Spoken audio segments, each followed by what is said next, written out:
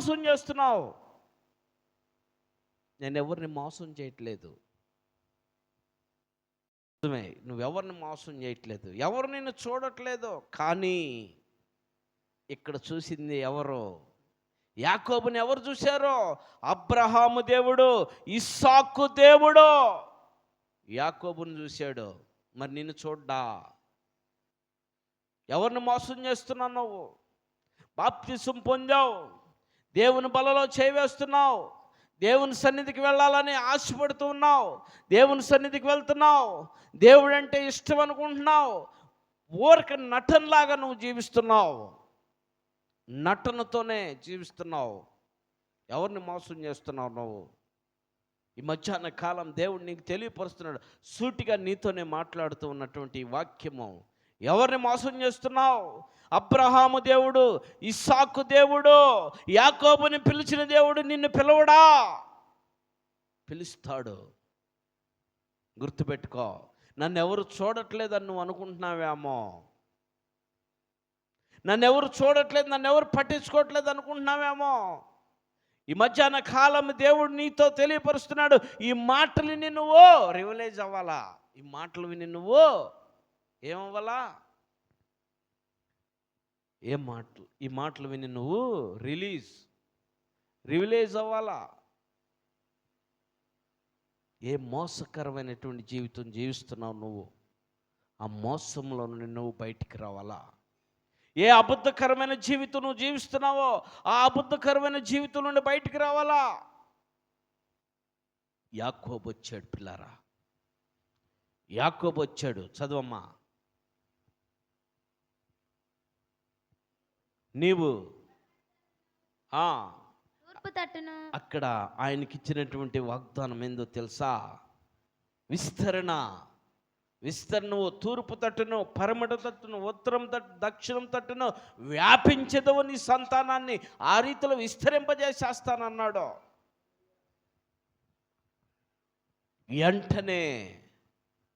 వెంటనే ఆయనకి ఏమొచ్చింది?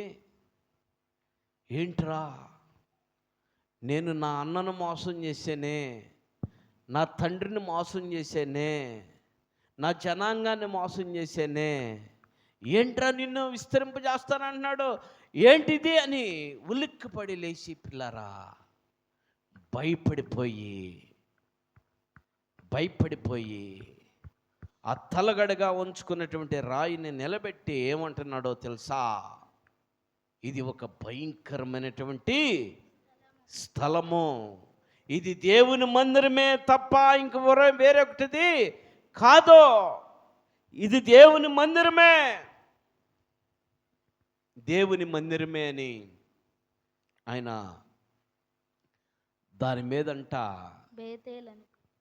దానికి బేతేల్ అని పేరు పెట్టి దాని మీదంట నూనె పోసి అక్కడ ప్రార్థించాడంట. ఎవరివయ్యా నువ్వు? ఎవరు నన్ను పిలుస్తున్నావు? ఎవరివి నువ్వు అని అడిగినప్పుడు, అబ్రహాము దేవుడును, మీ తాత దేవుణ్ణో, మీ నాన్న దేవుణ్ణి నేను, నీకు దేవుణ్ణే. ఆయన అందరికీ దేవుడే. ప్రార్థనకు వచ్చేవాళ్ళకి దేవుడు కాదు, బాప్తిసం పొందేవాళ్ళకి దేవుడు కాదు, పేరు చెప్పుకునే వాళ్ళకి దేవుడు కాదు. ఆయన అందరికీ కూడా దేవుడే. ఈ భూమి మీద సర్వ మానవులందరికీ దేవుడే, సర్వ జంతువులకి దేవుడే, సర్వ పక్షులకి కూడా దేవుడే. మాటతో కలుగు చేసినటువంటి ఈ భూమి పిల్లారా. వెంటనే ఆయన లేచి యాకోబు ఏమన్నాడో తెలుసా? ఇది భయంకరమైనటువంటి స్థలమే కానీ వేరొకటి కాదు. చదువమ్మా, మాట చదువు.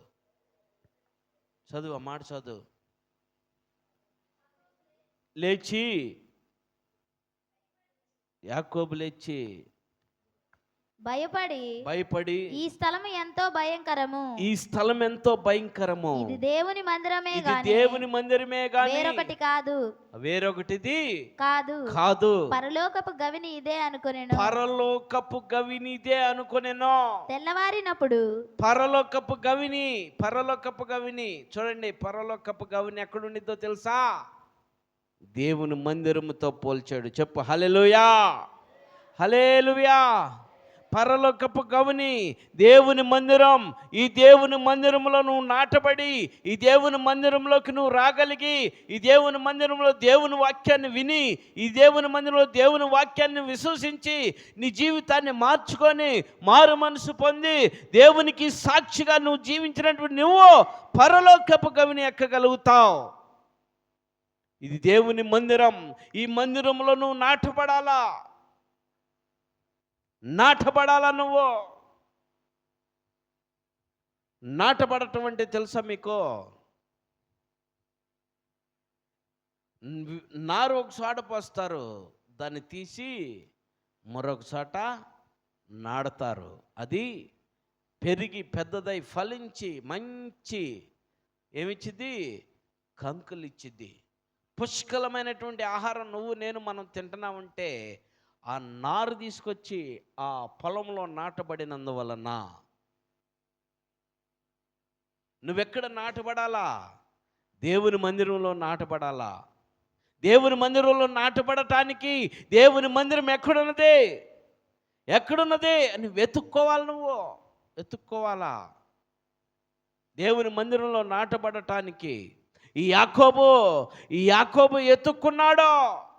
యాకోబు ఆ దేవుని మందిరంలో నాటబడటానికి తీర్మానం చేసుకున్నాడు. పిల్లారా, యాకోబు మోసగాడ ఉన్నటువంటి వాడు. ఆ నాటబడటానికి, ఆ మందిరంలో నాటబడటానికి, ఈ మందిరంలో నేను నాటబడాలా, ఈ మందిరంలో నేను నాటబడితే నేను పరలోకపు గవిని తాకినట్టే అని తీర్మానం చేసుకున్నాడు. పిల్లారా, మరి నువ్వు నాటబడటానికి ఇష్టపడుతున్నావా? నాటబడుతున్నావా లేక పైన ఉన్నావా? పైన వేషధారంలో ఉన్నావా లేక బలమయంగా నాటబడుతున్నావా? వేషధారంలో ఉంటే ఆ వరదకి కొట్టుకుపోతావు, ఆ నీటికి కొట్టుకుపోతావు, ఆ గాలికి కొట్టుకుపోతావు. కానీ బలంగా నాటబడితే ఎంత వరద వచ్చినా, ఎంత గాలి కొట్టినా ఏమైంది? నిలిచే ఉంటుంది. మనం చేలు చూస్తూ ఉంటాం. అప్పుడప్పుడు తుఫాను వచ్చినప్పుడు ఓదులన్నీ కూడా అట్ట పడిపోయి ఉంటాయి కదా. కొన్ని బలంగా పుష్టిగా ఉంటాయి, నిలబడే ఉంటాయి. పడిపోయే స్థితిలో ఉన్నావా లేక నిలబడే స్థితిలో ఉన్నావా? ఆలోచించేయి. పడిపోయే స్థితి అంటే దేవుని మాటలు వింటూనే ఉంటావు, దేవుని వాక్యం వింటూనే ఉంటావు, దేవుని సన్నిధికి వెళ్ళాలనుకుంటావు, దేవుని సన్నిధిని ఆనందకరంగా ఆశీర్వదించాలనుకుంటావు. కానీ దేవుని సన్నిధికి రాకుండా ఉంటావు. దేవుని సన్నిధికి రాకుండా ఉంటావు. నా ప్రియమైనటువంటి వారలారా, దేవుని సన్నిధికి నువ్వు రాగలిగితే, దేవుని సన్నిధిలో నువ్వు బలంగా నాటబడితే నీ కుటుంబం వర్ధిల్లిద్ది, నీ కుటుంబం క్షేమంగా ఉంటుంది, నీ కుటుంబం దీవించబడుతుంది, నీ కుటుంబం ఆశీర్వాదకరంగా మార్చబడుతుంది. ఈ మధ్యాహ్న కాలంలో ఇది పరలోకపు గవినే కానీ వేరొకటి కాదు అన్నాడు. చదువమ్మా. తెల్లవారినప్పుడు యాకోబు లేచి తాను తలగడగా చేసుకొని రాయి తీసి దాన్ని స్తంభముగా నిలిపి దాని కొన మీద నూనె పోసెను. హల్లెలూయా. దాని కొన మీద అంటే నూనె పోసెను. నీళ్ళే దొరికినటువంటి వాడు నూనె పోసాడంట. నూనె దేనికి సాదృశ్యం? నూనె దేనికి సాదృశ్యం? పరిశుద్ధాత్మ అభిషేకానికి సాదృశ్యం. నువ్వు దేవుని మందిరంలోకి వస్తున్నావే కానీ దేవునికి అభిషేకమును పొందుకోలేకపోతున్నావు. కారణం ఏంటో తెలుసా? దేవుని అభిషేకం నీ మీదకి రావట్లేదంటే కారణం ఏంటో తెలుసా? దేవుని ఆత్మ అభిషేకం పొందుకోవట్లేదంటే కారణం ఏందో తెలుసా? ఎక్కడ నాటబడ్డావు నువ్వు? పైనే నాటబడుతున్నావు. దేవుని అభిషేకము నీకు కావాలి, దేవుని ఆత్మాభిషేకమును పొందుకోవాలి అంటే నువ్వేం చేస్తావు తెలుసా? బలంగా నాటబడతావు. బలంగా నాటబడటం అంటే ఏందో తెలుసా?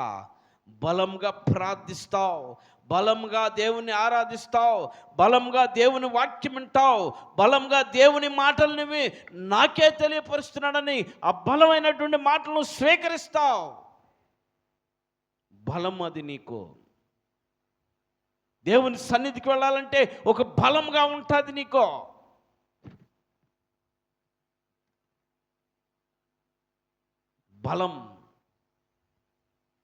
బలం ఉండాలా. ఒక బింది మోయాలంటే మొదట బలాన్ని చూస్తారు, నేను మోయగలనా లేదా అని. బలం లేకపోతే నేను మొయ్యలేనని దించేస్తావు. బలం ఉంటే ఇది ఎంత లెక్క నాకని టక్కమని లేపేస్తావు. అలాంటి బలం రాగవాలి నీకు, అలాంటి బలం నీకు రావాలా. ఈ బలం రావాలంటే దేవుని మందిరానికి నేను వెళ్ళాలా, దేవుని మందిరంలో నేను బలంగా నాటబడాలా. నాటబడటం అంటే పిల్లరా బలం. ఏ బలం కావాలో తెలుసా? లోక బలం వద్దు నీకో, దేవుని యొక్క శక్తిని పొందుకోవాలా. గత శుక్రవారం రోజు మనం తెలుసుకున్నాం, ఒక బలహీనుడు బలవంతుడు కాదు, ఒక బలహీనుడు సొలొమోను. ఓ బలహీనుడు దేవుని దగ్గరికి వెళ్ళి అడిగాడు, ప్రభువా నా రాజ్యాన్ని నాకు అప్పగించావు, ఈ రాజ్యాన్ని నేను పాలించాలంటే నాకు జ్ఞానం కావాలా, నాకు బలము కావాలా, నాకు శక్తి కావాలా, బలము కావాలా. జ్ఞానం ఉంటే సరిపోదు, ఏం కావాలా? బలం కూడా కావాలా. అవునా కదా? జ్ఞానం ఉంటే సరిపోదు, బలం కూడా కావాలా. నాకు జ్ఞానం ఉందలే, నేను మందిరానికి వెళ్తాను అని బలం లేకపోతే ఇంటికాడే ఉంటాను, రాలేవు, కదలలేవు, నడవలేవు. ఒకరోజు నేను ఒక చిన్న ఉదాహరణకి చెప్పి నేను ముందుకు పోతాను. ఒకరోజు బద్రి ఒకళ్ళు అన్నారు, పేరు చెప్పను కానీ, నాకు ప్రపంచాన్ని జయించే జ్ఞానం ఉంది కానీ ఏం లేదన్నాడు, చదువు లేదన్నాడు. చెప్పండి హల్లెలూయా. నిజమే అది. నాకు కూడా సేమ్ అంతే. ప్రపంచాన్ని జయించగలిగినటువంటి జ్ఞానం ఉంది కానీ ఏం లేదు, చదువు లేదు. ఒక బోర్డు మీద అక్షరాలు కనపడితే దాన్ని గబాలను చదవలేం. చదువు ఉంటే ఎడెందుకుంటాం మనం? ఉంటామా?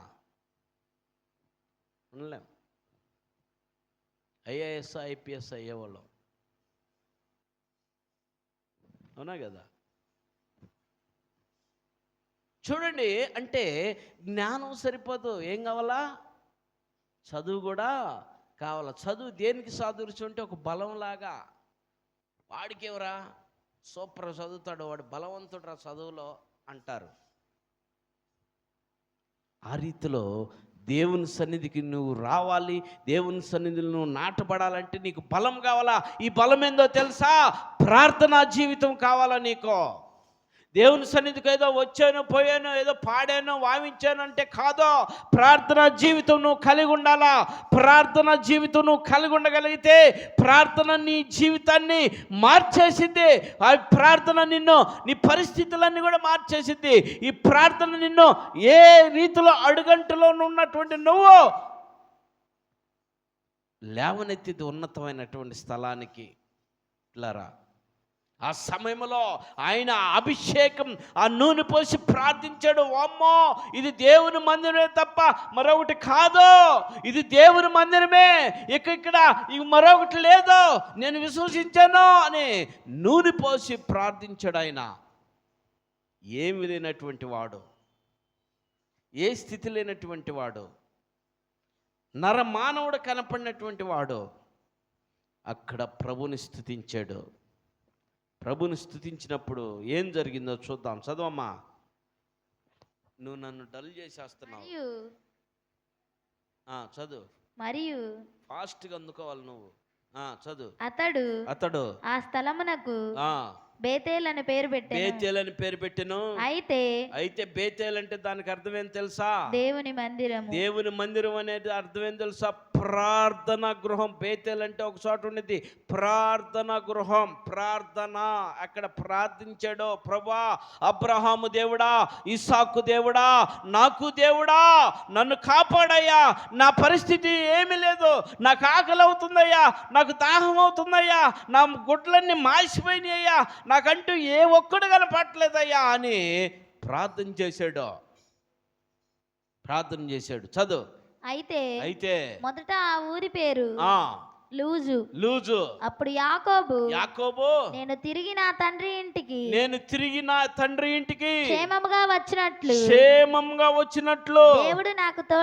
దేవుడు నాకు తోడయ్యుండి నేను వెళ్ళుచున్న ఈ మార్గంలో నన్ను కాపాడి ఇది ప్రార్థన. ఇది గుర్తుపెట్టుకోండి, ఇదే ప్రార్థన. దేవుడు నా తండ్రి ఇంటికి క్షేమంగా నన్ను తీసుకెళ్ళి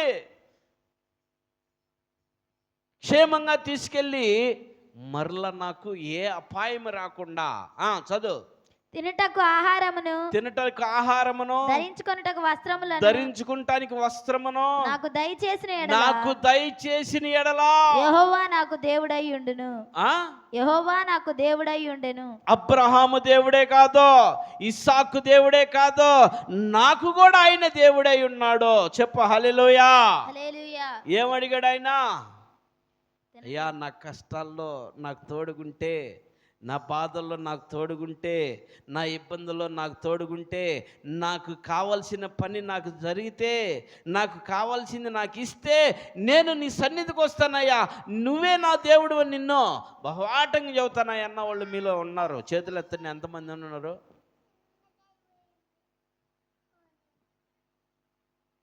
అర్థం కాలా? అర్థమైందా? ఇంతే దించి ఇంకా ఎత్తలేకపోయింది, అర్థం కాలేదు. నా బాధలో నాకు తోడుగున్నావు, నా కష్టాలు నాకు తోడుగుంటే, నా బలహీనతల నుండి నన్ను విడిపిస్తే, నా రోగంలో నన్ను విడిపిస్తే, నాకున్న సమస్యలు నన్ను బయటేస్తే, నాకున్న కష్టాల నుండి నన్ను బయటేస్తే, యేసయ్యా ఇక నీకే నేను అన్నవాళ్ళు చేతులు ఎత్తండి. అనలేదా? యాకోబు అన్నాడు కాబట్టి ఈరోజు చెప్పుకుంటున్నాడు. మన తరాలు ఎంతవరకు తెలుసా? 2-3 తరాలకే అంతటితో పేరు కూడా రావట్లా. పేరు వస్తుందా? ముత్తాతలు, మీ తాత, నీ పిల్లలకి మీ తాత ఎవరో కూడా తెలియదు. అవునా కదా?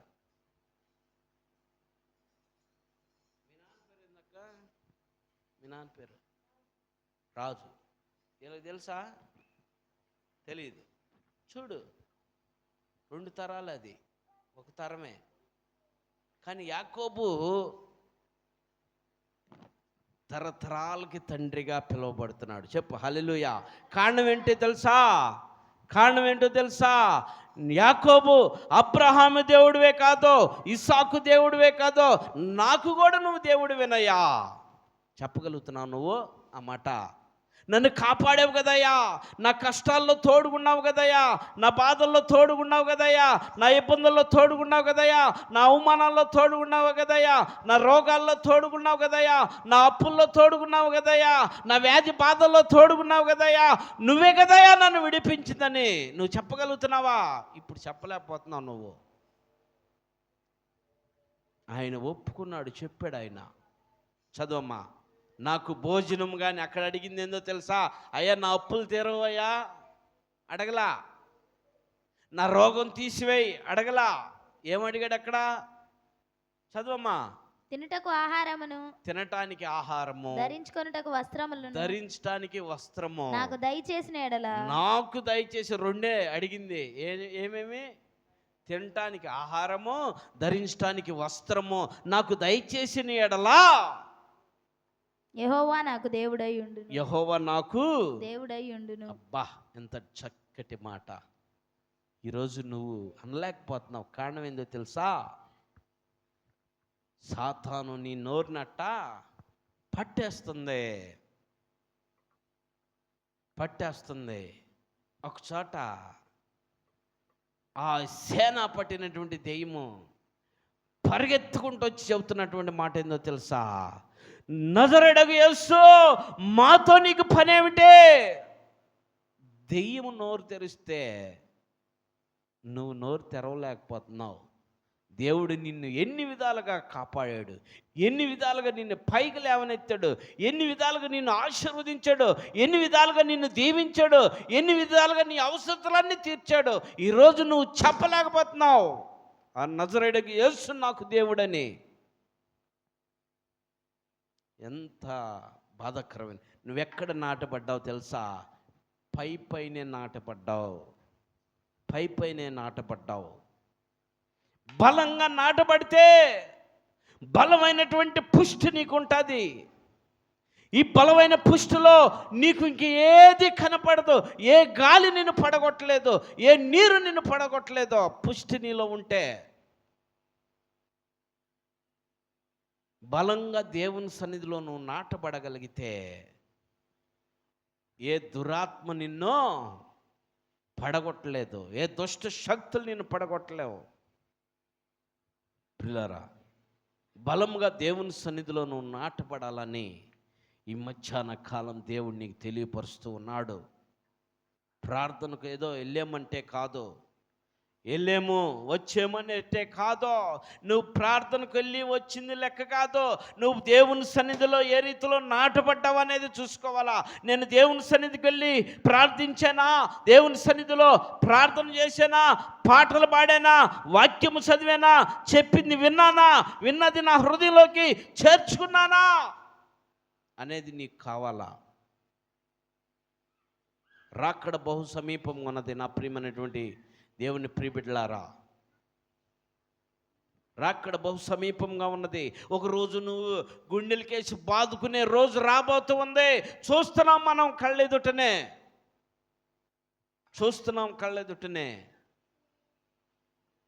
గుండెలకేసి బాదుకునే దినాలు రాబోతూ ఉన్నాయి. నువ్వెక్కడ నాటపడుతున్నావు? దేవుని మందిరంలో నాటపడుతున్నావా? బయట నాటపడుతున్నావా? బయట చిన్న దేవుడు తలంపిచ్చాడు, చెప్తున్నాను ముందుకి చూసే వాళ్ళందరూ, యూట్యూబ్లో చూసే వాళ్ళకి కూడా తెలిసిద్ది. అది బయట నాటపడటం అంటే చూడు, ఏదన్నా డిస్కో, ఏదన్నా డీజేలు పెట్టినప్పుడు డ్యాన్స్ ప్రోగ్రాం అయితే కళ్ళు రెప్ప కూడా కొట్టకుండా చూస్తూ ఉంటాం కదా. ఏది మిస్ అవ్వదు. కానీ దేవుని సన్నిధి మాత్రం భయంకరంగా ప్రతి మాట కూడా మిస్ అవుతూనే ఉంటుంది. ఒక చిన్న ఎగ్జాంపుల్ చెబుతాను నేను మీకు. దేవుడు మళ్ళీ దాన్ని తలంపు చేశాడు. ఒక సినిమా చూసి వస్తే అడిగామంటే పాటల కాడ నుంచి ముగింపు దాకా చెబుతాం కదా, అవునా కదా.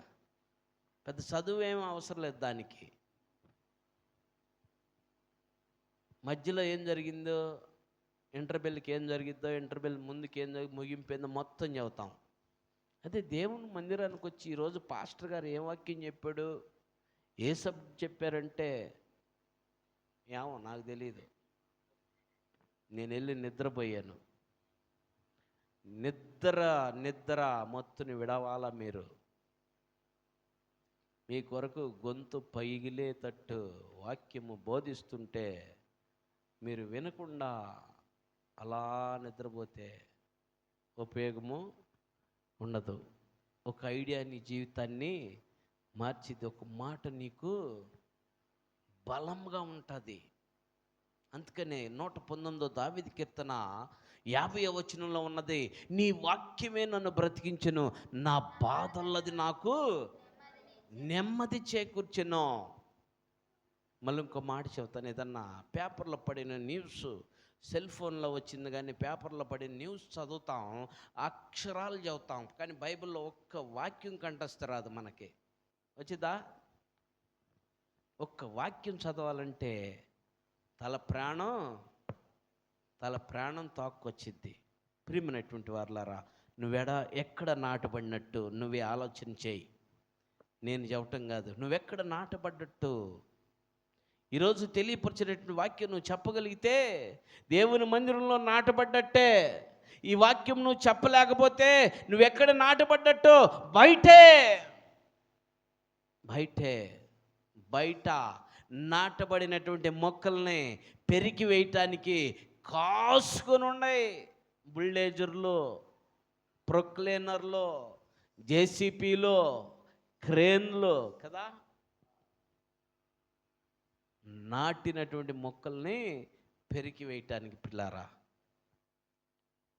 స్టవట్పురం కాడ నుంచి బాపట్ల దాకా ఒక టైన ఒక 5 సంవత్సరాలు వెనక్కి వెళ్తే ఏ క్లాస్ అయిన చెట్లుండే, పెద్ద పెద్ద మానులు.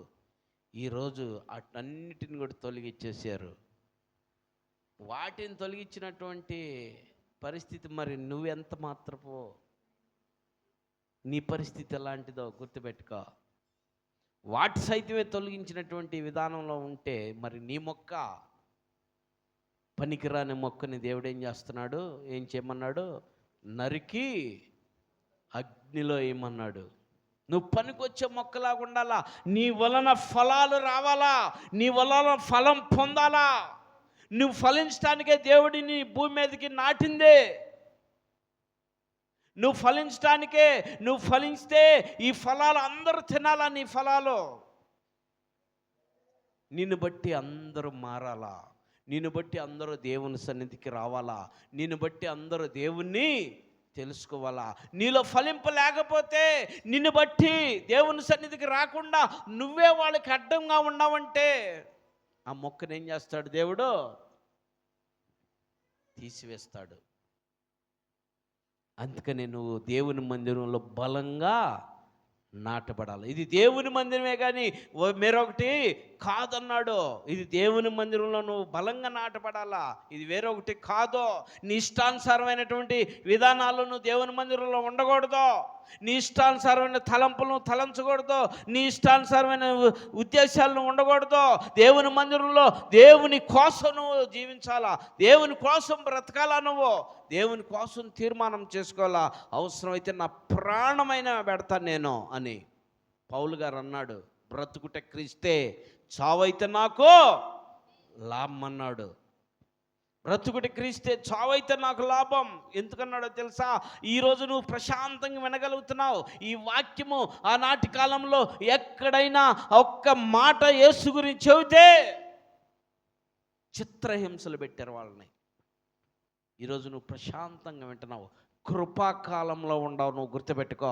దేవుని కృప నీ మీద ఉంది, దేవుని కాపుదల నీ మీద ఉంది, దేవుని యొక్క అనుగ్రహం నీ మీద ఉంది కనుక నువ్వు ప్రశాంతంగా ఈ వాక్యం వింటున్నావు. ఈ వాక్యం వింటున్నటువంటి నువ్వు నీ మనసు మారకపోతే నీ మనసు ఎలాంటిదో నీకు నువ్వే ఆలోచన చేసుకో. ఆయన కృప నీ మీద ఉంది కనుక నువ్వు కదిలించలేకపోతున్నావు. గుర్తుపెట్టుకో, నువ్వు కదిలించలేకపోతున్నావు. చీరాల పట్టణం మనం అందరం కూడా చాలా బ్లెస్సింగ్ ఏరియా మనది. అందుకనే మనగోడ తుఫానులు వచ్చినా కూడా మనం కదిలించలేకపోయాం. కారణం ఏందో తెలుసా? దేవుడు మన కొరకు సముద్రంలో కొండను ఏర్పాటు చేశాడు. నెల్లూరులో తీరం స్టార్ట్ అయితే బొయ్యనెళ్ళి మచిలీపట్నం కాడికి వెళ్ళిపోయింది. అదే గోడ అడ్డం ఉంది, ఈ గోడ కింద ఇట్టు వెళ్తుంది.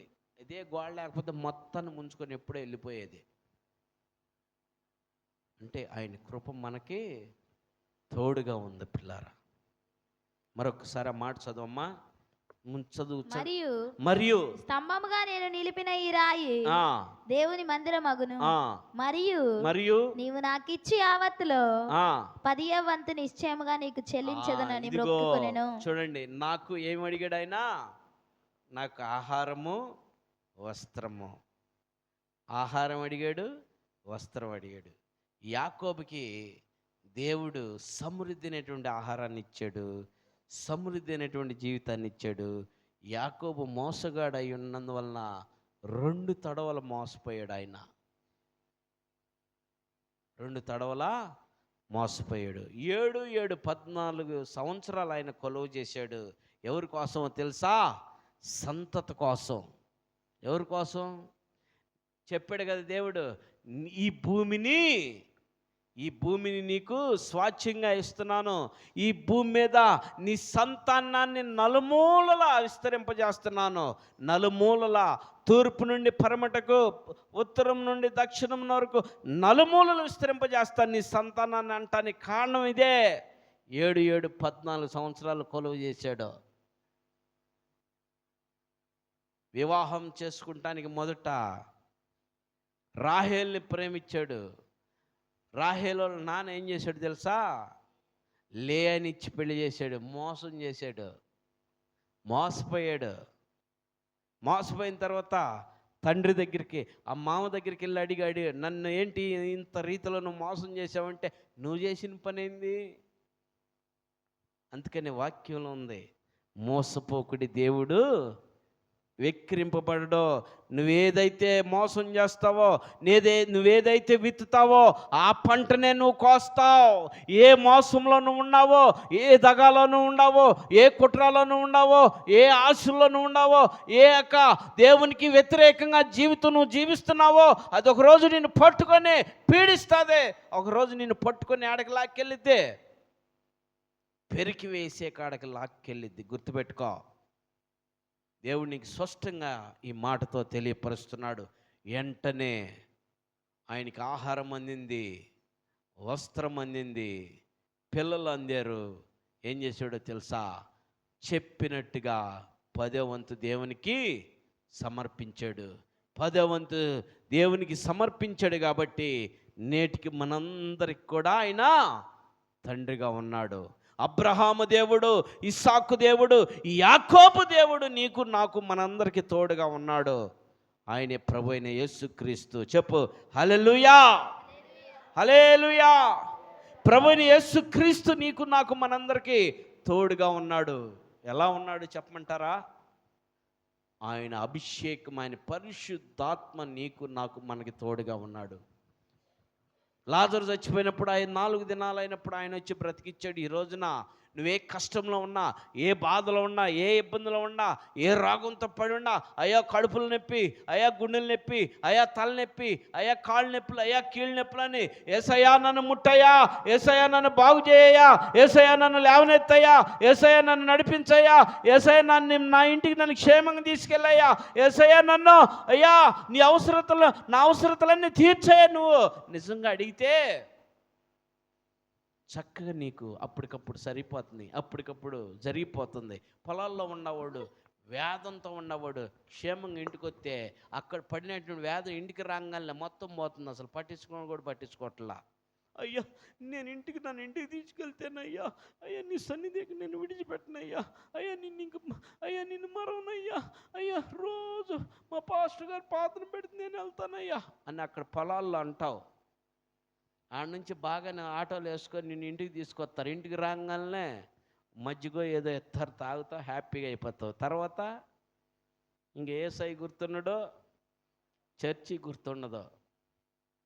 అలాంటి జీవితం నువ్వు జీవిస్తే ఈరోజు నువ్వు ఆ జీవితంలో నుండి బయటికి రా, ఆ జీవితంలో నుండి బయటికి రా, మోస జీవితంలో నుండి బయటికి రా, మోసకరమైనటువంటి బ్రతుకుల నుండి బయటికి రా, మోసకరమైనటువంటి ఉద్దేశాల నుండి బయటికి రా, మోసకరమైనటువంటి తలంపుల నుండి బయటికి రా. దేవుడు సూటిగా నీతో తెలియపరుస్తున్నాడు. నువ్వు బాగుండాలా, నీ కుటుంబం వర్ధిల్లాలా, నీ బిడ్డలు తరతరాలు దీవించబడాలంటే నువ్వు చేయాల్సిన పని ఏందో తెలుసా? ఇది భయంకరమైనటువంటిది. ఇది దేవుని మందిరమే కానీ మరొకటి కాదు. ఇది దేవుని సన్నిధే కానీ మరొకటి కాదు. దేవునితోనే నేను జీవించాలి, మరొకరితో ఉండకూడదు. లోకంతో నేను ఉండకూడదు, నేను దేవునితోనే ఉండాలని తీర్మానం చేసుకు ఈ మధ్యాహ్న కాలంలో తీర్మానం చేసుకోగలిగితే లోకమును విడిచిపెట్టో, లోకం నుండి విడిచిపెట్టేసి దేవుని దగ్గరికి రా, దేవుని చెంతకు రా, దేవునితో సహవాసం చేయి, దేవునితో నువ్వు అంటుకట్టుకొని ఉండు, దేవుని మందిరంలో నాటబడు. నిన్ను, నీ కుటుంబాన్ని, నీ బిడ్డల్ని తరతరాలు దేవుడు దీవిస్తాడు. నీ అవసరతలన్నీ తీరుస్తాడు, నీ అక్కర్లన్నీ తీరుస్తాడు, నీ రోగం కూడా పోయిద్దే. ఆ రీతిలో నువ్వు జీవించాలంటే దేవుని సన్నిధులను అంటుకట్టుబడి ఉండాలా. దేవుడి కొద్ది మాటలు దీవించును గాక. ఆమేన్. చిన్న ప్రార్థన చేసుకుందాం. అందరూ కూడా తలలు వంచండి. ప్రభా, నువ్వు నాతో మాట్లాడేవయ్యా, ఈరోజు నువ్వు నాతోనే మాట్లాడావన్న వాళ్ళు నీ కుడి హస్తాలు చేతికి పైకెత్తు.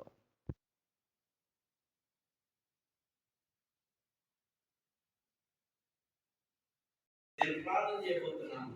నేను నిన్ను చూడలేదు, నీ పక్కన చూస్తున్నానని నువ్వు అనుకోవద్దు. నిజంగా నీలో దేవునితో మాట్లాడేటువంటి మాటలు నీ హృదయంలో ఉంటే దేవునికి సరిగ్గా.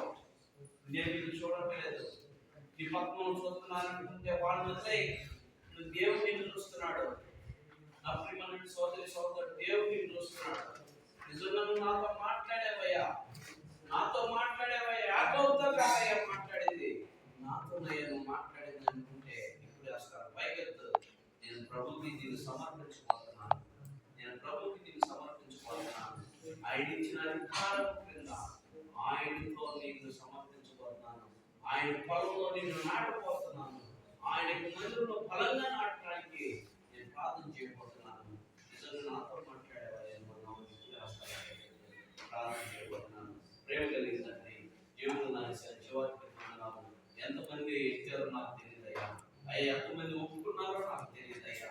అయ్యా ఇది నా తండ్రి, వాళ్ళు నిజంగా అయ్యా నువ్వు మాట్లాడేటువంటి మాటలు నిజంగా వార్తలు మాట్లాడుంటే వాళ్ళు నా తండ్రి ఇవ్వలేదే ప్రభా, వాళ్ళని పూజేస్తారు నీకు చూపించి ప్రభా, వాళ్ళు నీ వైపు తిరిగి ప్రభా నీకు మొదలుపెడుతుంటే వాళ్ళందరూ